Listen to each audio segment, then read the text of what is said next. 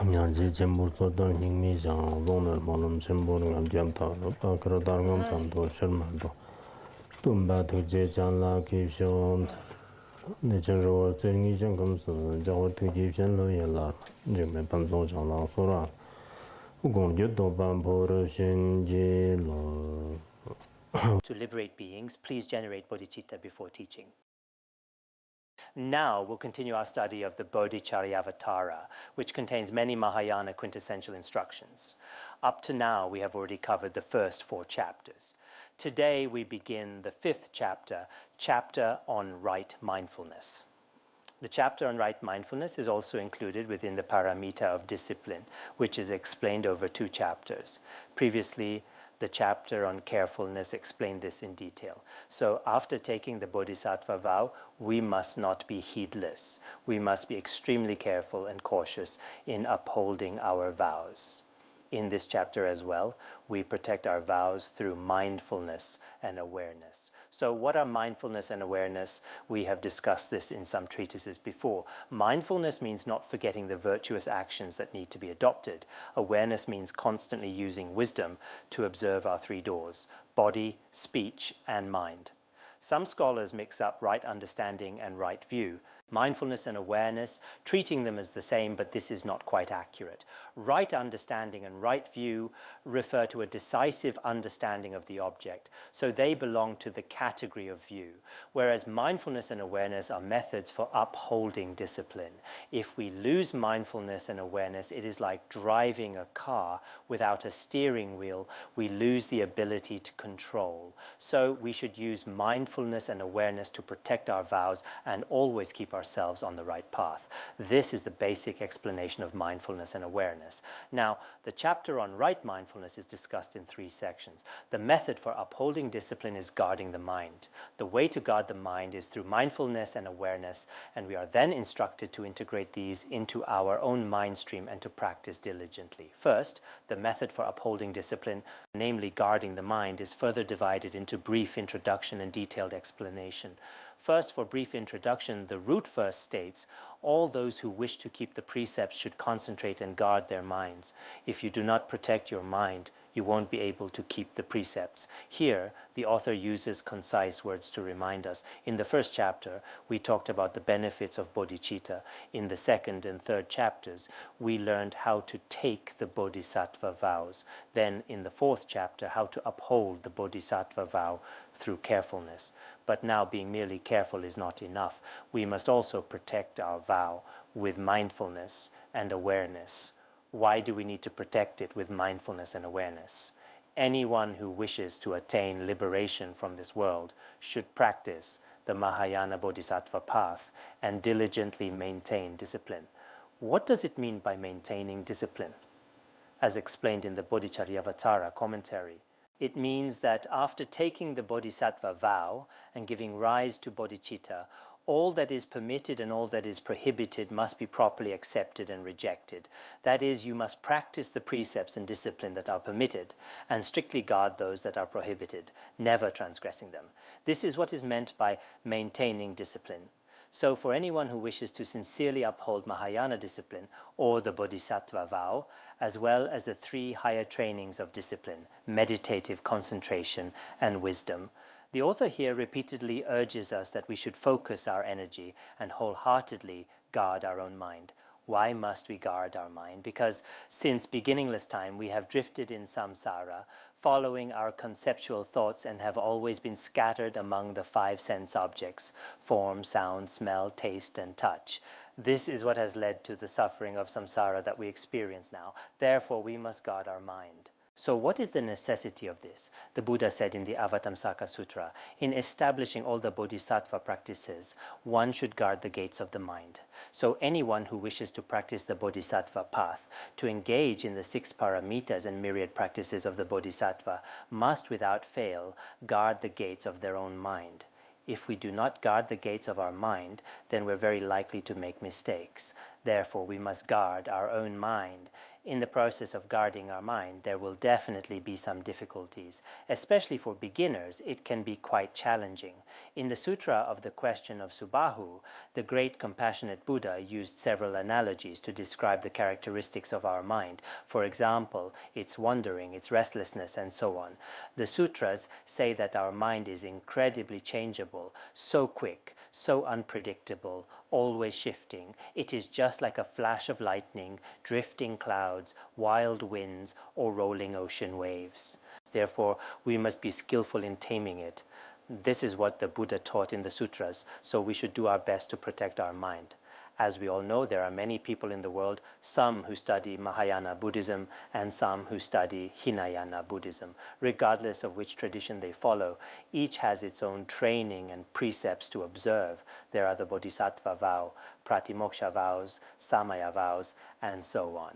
If these trainings are not violated and are properly upheld, the practitioner will definitely attain temporary and ultimate liberation. But for many sentient beings, because we have not tamed our mind or skillfully guarded it, in the end, this leads to some unfortunate results. So here it is also said, if you do not protect your mind. So we should guard our mind with mindfulness and awareness. We should always ask ourselves, what am I doing right now? Are my actions in accordance with the dharma or not? Is my motivation pure or not? Are the words I speak to others reasonable or not? Are the things I do with my body today beneficial to others and to myself or not? We should always keep an eye on ourselves and watch over our own mind.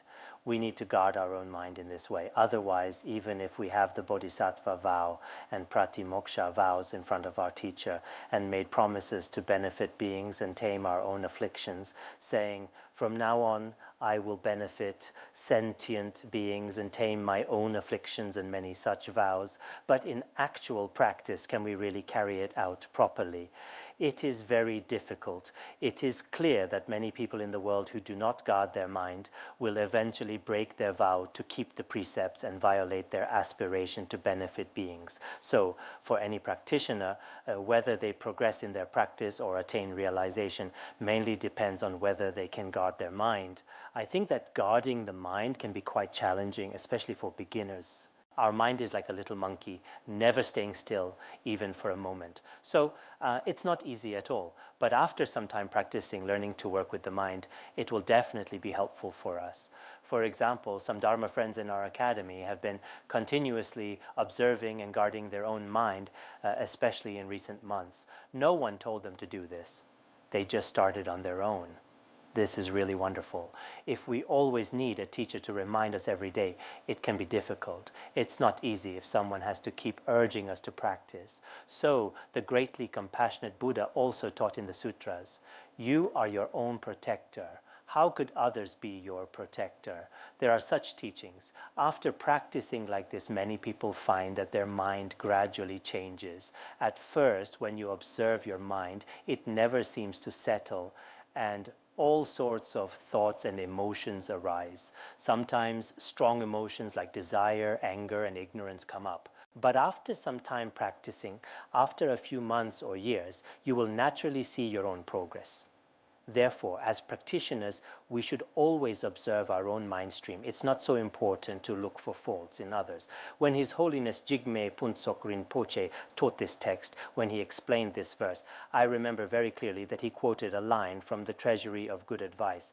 A wise person often examines their own body and mind, while those less wise are always looking for others' faults. Just like a peacock is always looking at its own body, while an owl always says inauspicious things to others. This analogy reminds us that as practitioners, we should avoid looking for others' faults or speaking meaningless words, and avoid doing things that are meaningless for ourselves or others. We should minimize such actions as much as possible. We should focus on things that lead to our own liberation and things that truly benefit sentient beings. So when we act, We shouldn't behave like someone who is completely out of control, like a mad person with no restraint at all. There should be discernment. If there is no discernment, there are endless trivial matters in the world, and we can never finish them all.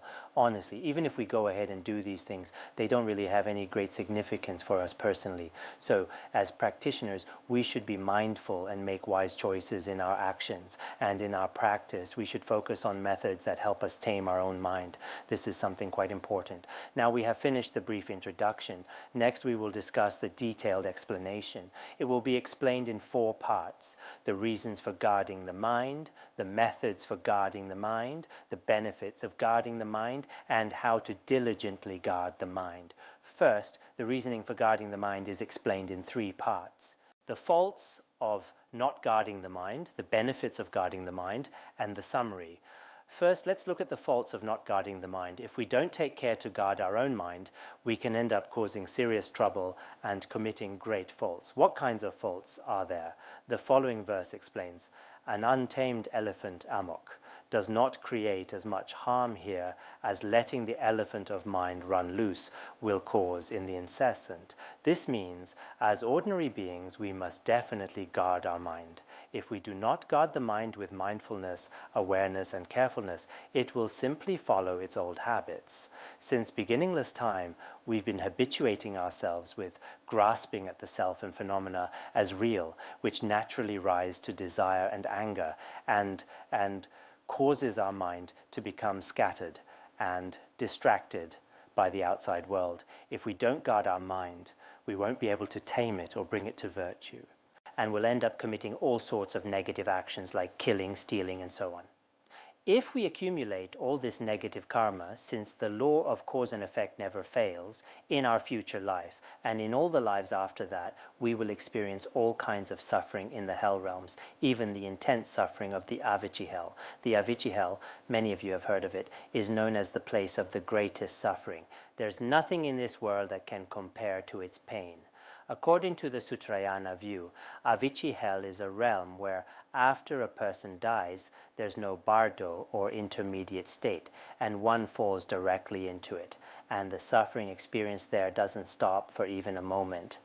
It's a kind of pain that is truly unbearable, something we will have to go through if we end up there. If we experience the suffering of Avicii hell, then all the lesser sufferings are not even worth mentioning. We will also have to experience the sufferings of the human realm, the hungry ghost realm, the animal realm, and many other hells. Why does it have to be this way? It's because we haven't truly understood the nature of our mind. Without this understanding, it's impossible to tame the mind. But if we can learn to tame the mind, then like a wish-fulfilling jewel, the mind can bring all accomplishments. If we do not tame the mind, if we do not train the mind and let it run wild and unrestrained, then it will lead us to create all kinds of negative actions. And the results of such actions can be truly frightening. The consequences are really unimaginable. This is like the example of an elephant in the world. An untamed elephant can cause great destruction and danger. In ancient societies, especially in India, there was such a tradition.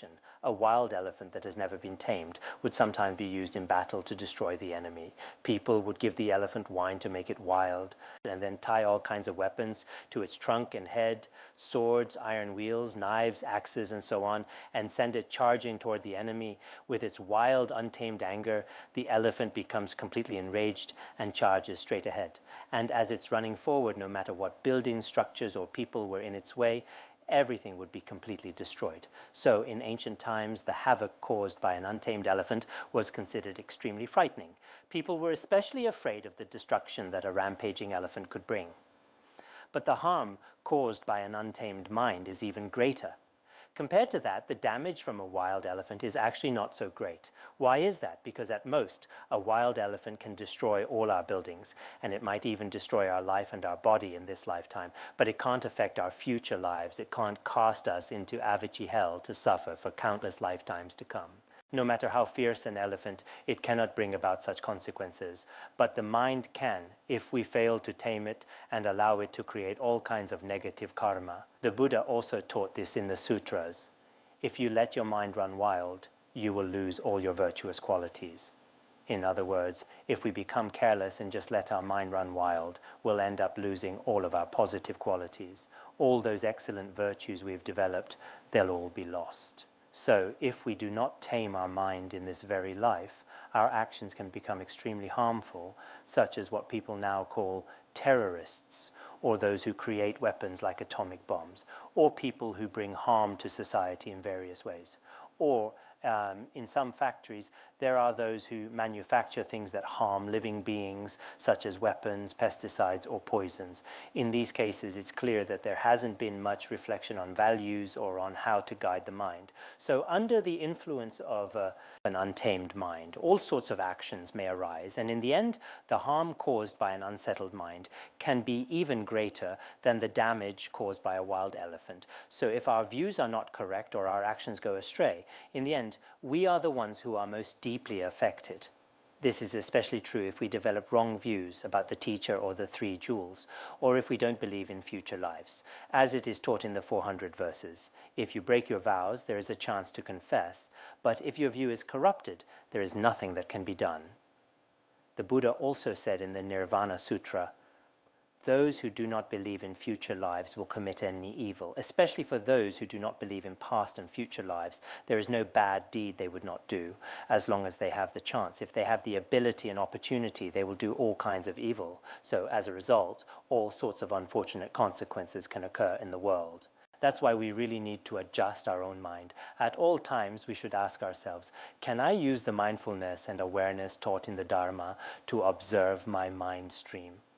If we notice our actions are not in line with the Dharma, as we discussed the other day, we can punish ourselves. I personally think that when we are especially self-centered and selfish, then in everything we do, there will inevitably be some element of negative karma. This can bring us a great deal of unhappiness in this very life, and even more so in future lives. In this life, our health and mood can be affected. All of this comes from a self-centered mind. This is not only what is taught in Buddhism, but also what we see in the world today. For example, there was a medical researcher in New York who spent many years studying people's emotions and physical responses. After carrying out all kinds of tests and experiments, the results showed, he concluded in the end, that for many people, the cause of heart disease is being constantly attached to I, always saying I, me, always thinking my this, my that, and always thinking in their heart, me, myself. For people like this, a lot of the causes of heart disease actually come from this kind of thinking. So I think for all of us here, if you ever feel like you're on the verge of a heart attack and somehow find that appealing, then just keep thinking about yourself, keep talking about yourself, my family, my property, everything for me, and so on. In fact, many of the world's wars, arguments, and fights or conflicts between people or between people and others are all related to this I. When countries go to war, it's always my country versus your country. That's the root of the conflict. And when people argue in families, it's always about what you said to me or how I feel. It's rare to hear an argument that doesn't involve me or mine. It's always about I or mine. In Chapter 6, we will also discuss the 12 causes of anger. They all relate to oneself, one's friends and relatives, or one's enemies, like when others help your enemy. For example, if I don't get along with someone and someone else helps them, I get upset, and so on. There are 12 such mindsets in total. So all the suffering, difficulties, and disasters we see in the world are really caused by our mind not being properly adjusted. Therefore, as someone studying the Dharma, you can take a look around and observe the people around you. Many people simply do not understand this truth. They just drift through life, going along with whatever comes. But for those of us who have studied the Dharma, we do understand many of these truths. And however much you are able to put into practice, I think that is already very good. It's difficult for beginners to practice everything the sutras teach, to follow every single instruction to the letter. For those just starting out, this can be quite challenging, but there is a big difference between studying the Dharma and not studying it.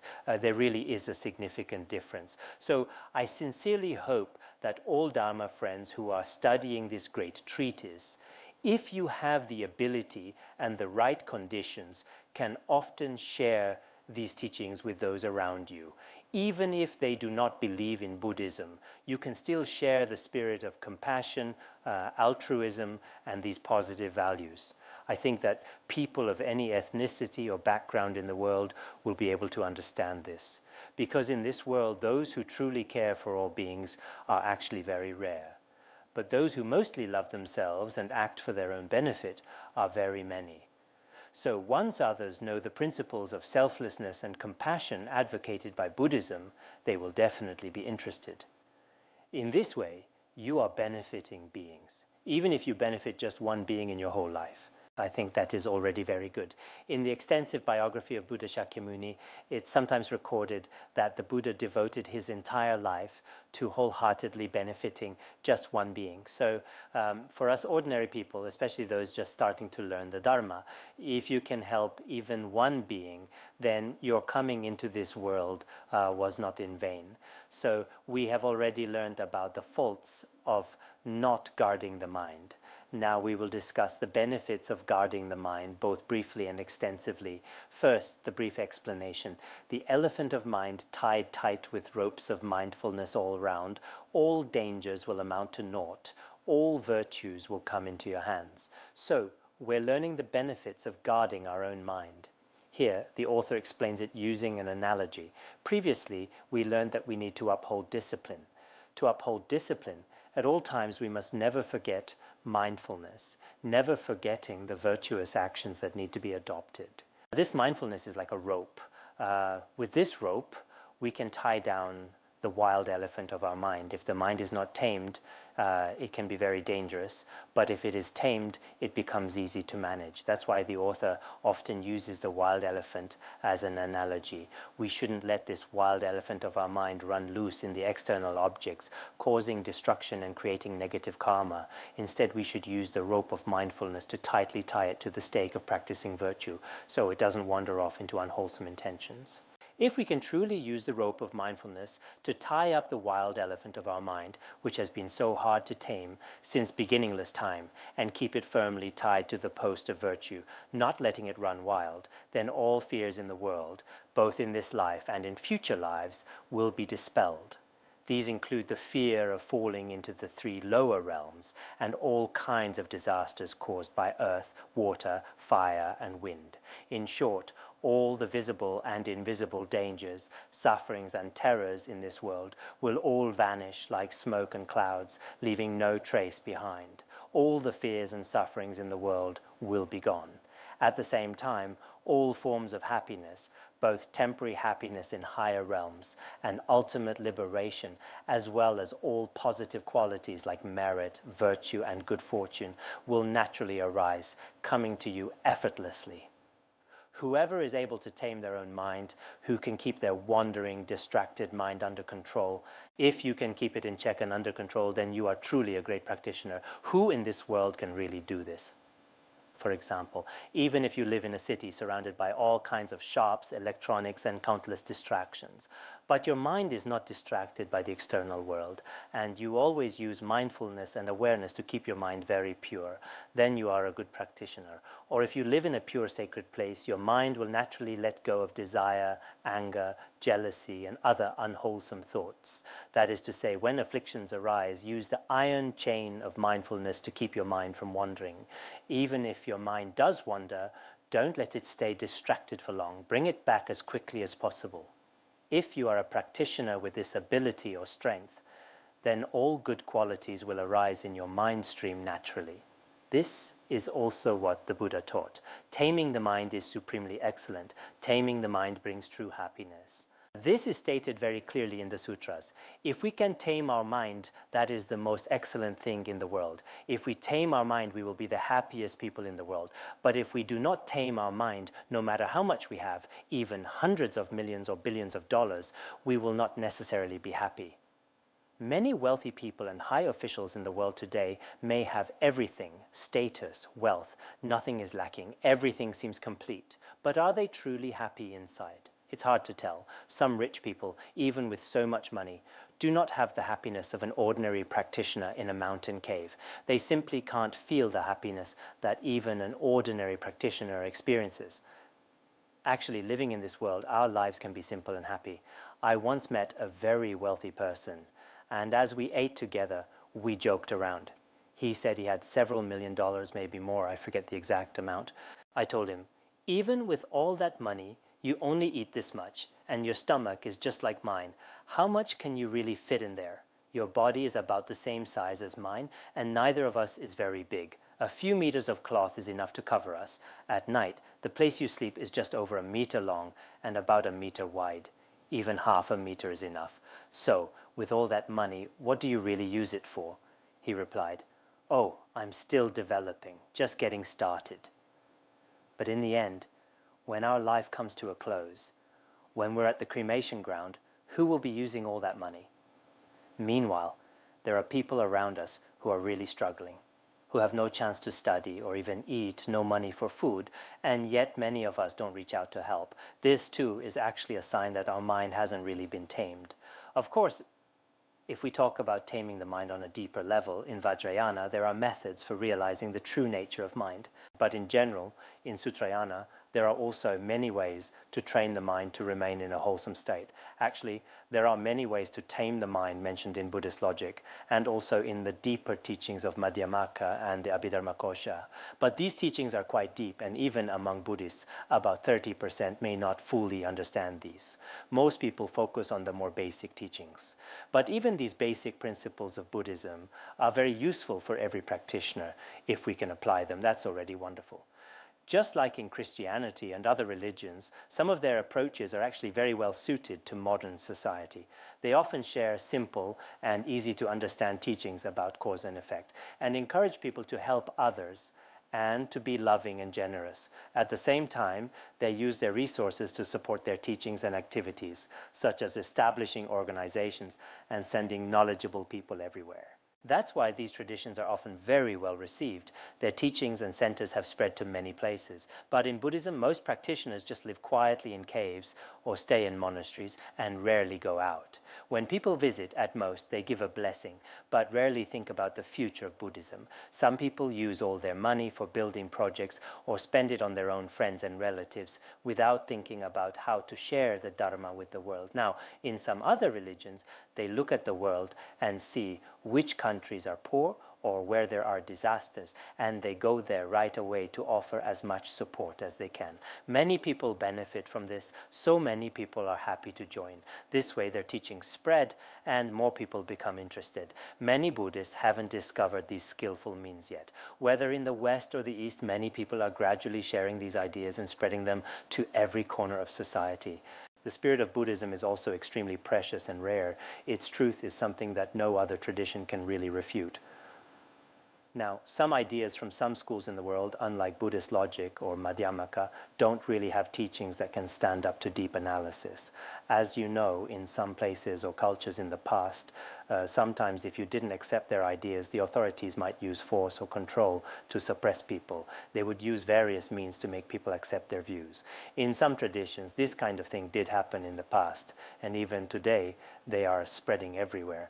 But Buddhism is all about compassion, and its doctrine can stand up to any kind of wise examination. So why don't more people understand it? Well, maybe some Buddhists practice so well that they just want to stay in their own realization and don't want to share. And some don't study enough. They don't even understand the basics of Buddhism. Every day, they just carry a bag and go around burning incense, and that's it. So what will the future of Buddhism look like if it's like this? Everyone should be clear about this. We need to tame our mind. But meanwhile, we should remember the Buddha's great compassion, which embraced the whole world. It would be a real pity if such teaching were not shared more widely. Every practitioner, every lay person and monastic, I think, has this responsibility and obligation. We should gradually pass on this nectar-like teaching, sharing it with future generations and with everyone in society today. For many people, just material help alone is not enough. Material help, if I give someone 100,000 yuan today, at most they can buy a car, and not even a good one. And once it's spent, it's gone. But if I give someone spiritual wealth, that is something they can never use up, even for lifetimes to come. The benefit for them is truly endless. So in our society today, many imbalances occur, whether in ecology or between material progress and spiritual well-being. The reason for all this imbalance is that the spirit of Buddhism has not been widely shared. Many people do not know how to tame their minds and rely only on material things to enrich their lives, which doesn't really help or bring much meaning. So we should let the non-violent spirit of Buddhism, the attitude of compassion, gradually become known to more people. This is truly what I hope for. Wherever I went, I often thought how wonderful it would be if there were a Buddhist institute here. I used to feel this way everywhere I went, but these days building a Buddhist institute is not so easy. And even if there is one, it only holds a few hundred people. Now, through other means, we can share the Dharma more widely. I think this is even better. So even if you may not seem to be very capable now, in reality you may have great potential. Some people might seem quite ordinary right now without much influence or ability. For example, among all of you sitting here, it's not obvious at the moment who might do something remarkable in the future. When His Holiness Jigme Phuntsok Rinpoche was studying in Sershul, he was just an ordinary young monk. But later, as we all know, his Dharma activities reached all corners of the world. So I often think we should never look down on anyone, otherwise one day they may become a great master and we would feel embarrassed. We might even feel shy to bow to them in the future. I really believe that even if it's not obvious now, just like when the Chakravartin was young, you couldn't tell either, except for a hidden sign. So I think we should know that some people will benefit beings on a large scale, others on a smaller scale, but as long as your motivation is pure, one day it will definitely come to fruition. Now let's move on to the detailed explanation. The detailed explanation is explained from two perspectives: dispelling fear and practicing virtue. Dispelling fear is also divided into two parts. One of these is the direct teaching. All tigers, lions, elephants, bears, snakes, and enemies, the keepers of the beings in hell, the Dakinis and Rakshasas, by binding just this mind alone, all of these will be bound. By taming just the mind alone, all of these will be tamed. This verse is also extremely instructive. If we can truly take in the meaning of each verse in this text, we will definitely obtain immense benefit. This means that what people fear most in the world are things like tigers, elephants, lions, bears, poisonous snakes, and also enemies, terrorists, and so on. People are especially afraid of these wild and fierce beings that we may encounter in this life. And in future lives, if we fall into the hell realms, there are terrifying guardians who won't give us even a moment of freedom. These frightening beings sent by the Lord of Death are known as the hell gods. In both this life and future lives, there are also fierce worldly ghosts and spirits, such as the Lord of Death, one-horned spirits, Mara, demons, and many other spirits, and also Rakshasas, who eat human flesh and drink human blood. These are considered the most frightening beings in the world.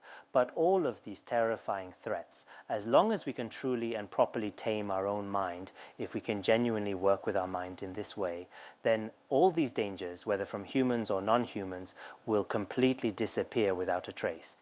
Why is this the case? Well, as we all know, with the blessings of the three jewels and a pure mind, all these external appearances and fears will naturally be pacified. For example, when we dream, if something truly frightening appears in the dream, the moment you recognize the nature of your mind, all of it vanishes. Of course, this is a rather advanced state. For example, when Jetsun Milarepa was practicing in a mountain cave, a Rakshasi appeared to frighten him.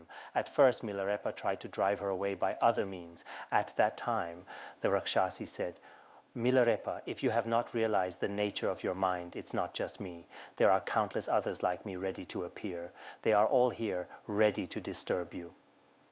At that moment, Jetsun Milarepa remembered that his teacher, Marpa Lotsawa from Lodrak, had taught him that all phenomena are the nature of mind, and that the mind itself is naturally luminous and free from elaboration. When he rested in the true nature of his mind, all the demons outside, especially the Rakshasis, had completely disappeared. So this is also a kind of metaphor. It shows that as long as we can tame our own mind, all these external terrors and obstacles can be subdued. Atisha also taught this principle. If you can tame your own mind, no external enemy can harm you. As long as you tame your mind, all external enemies will not be able to harm you at all. One recitation of Amitabha and all illnesses are dispelled. Master Hanshan also said this in the past. As long as we sincerely recite Amitabha Buddha, all the world's illnesses, disasters, and misfortunes, all terrors and harms in the world will simply disappear and be pacified. So here what we are saying is that as long as we recognize our own mind, everything can be tamed. Or another way to explain it. Some practitioners, by following the instructions of their teacher and practicing, come to recognize the true nature of their mind. Once they have this realization, with the great compassion, they can transform all beings, both human and non-human, especially in this world. Even the most fierce and dangerous beings like snakes and tigers can all be transformed into beings with a compassionate mind. There are stories like this in the Buddha's life stories, and we can also find such accounts in the Jataka tales of the Buddha. The nectar of the Buddha's great compassion nourished the hearts of beings, causing their anger and hatred to completely disappear. And even wild animals would protect practitioners in remote places like ascetics. For example, in a previous life, when Buddha Shakyamuni was Prince Vesantara, at that time he was exiled to Mount Danta. When he arrived there, the wild beasts that used to eat flesh and drink blood all became gentle, grass-eating creatures. They even bowed respectfully in front of Prince Vesantara. And when Prince Vesantara finally left, all the tigers, elephants, lions, and many other animals all let out sorrowful cries, unable to bear such a separation. Some even collapsed to the ground in grief, which really showed just how deeply saddened they were. So these great bodhisattvas truly transform the hearts of many beings through their compassion. For example, in India, when Sri Singha was studying under many teachers, sometimes he would display certain tantric conduct, such as riding an elephant, even a wild elephant. In India, those wild elephants are truly fearsome. Sometimes he would hold a poisonous snake whip and ride a wild elephant. We may have seen depictions of this. Among the 8 manifestations of Guru Padmasambhava, there is also a form of Guru Padmasambhava riding a tiger at Parotaksang, the sacred site in Bhutan. There are actually many such stories and examples. In Tibetan regions, as mentioned in the biography of His Holiness Jigme Phuntsok Rinpoche, for example, influenced by power of Tokme Zangpo's great compassionate, even wolves and goats nearby would interact peacefully with each other, and hawks and sparrows, who would normally be predator and prey, could be seen together, never leaving each other's side. They would actually protect each other with a sense of compassion. In Milarepa's cave too, there were many beings, even very frightening ones, who would come before him and bow to him with great respect. In Han Buddhism, Master Lianchi once lived in Tiger Cave. The tigers there took refuge in him and would often guard his retreat. When he came down the mountain, the tigers would follow him, which frightened the people outside. When he returned, the tigers would follow him back up. There are many such stories in Buddhism. There's also a story of Chan Master Fengen from the Tiantai school. When Master Fengen arrived at Gokking Temple, he actually arrived riding a tiger. All 4-fold assemblies of disciples saw this with their own eyes. At first, they weren't too afraid of the tiger. After the master got off and entered the monastery, the tiger went back into the mountains. I have actually visited Goching Monastery myself, and there are many wonderful stories and legends there. There are also some very reliable stories about Chan masters, which are now mostly collected in the biographies of ancient eminent monks.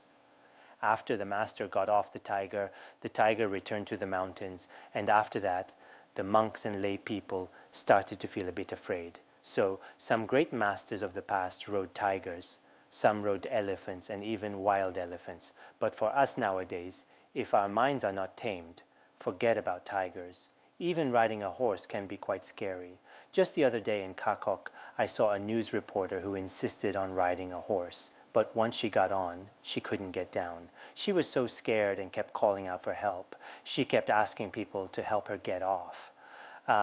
The people below teased her by leading the horse around. She kept saying, "I feel so dizzy." I joked from the side, "I've heard of car sickness, but never horse sickness." Eventually, she managed to get down. But after she got off, she was so upset that she cried. So for most of us ordinary beings, let alone riding a tiger, even riding other animals, even those that have already been tamed, can still be a challenge. But the stories we just shared are not just legends or myths. They are real events that actually took place. So as long as we can tame our own mind, all the terrors of this life and future lives can be overcome. This is true for practitioners today as well. I have always believed that for us practitioners, because our minds are somewhat tamed, especially for those who are monastics, even with people we didn't get along with before, now those relationships can become very harmonious. For example, some of my classmates, when we were lay people, we sometimes didn't get along and even fought, but after ordaining, we all get along very well. It's just that when we bring up the past, it's a little embarrassing.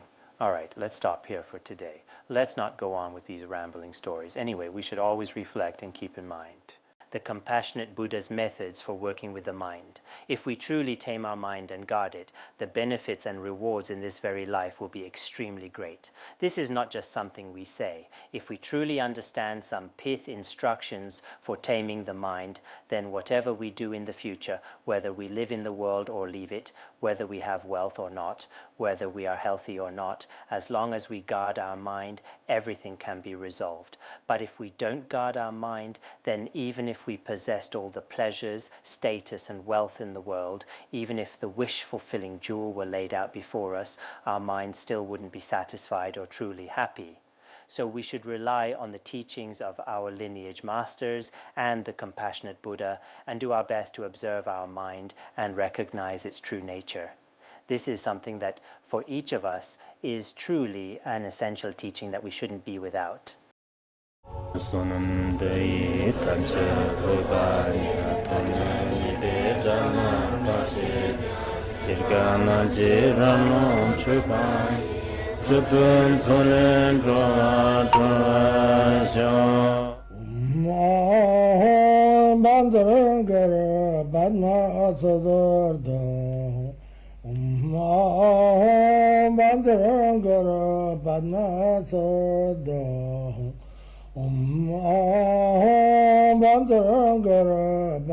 Bandara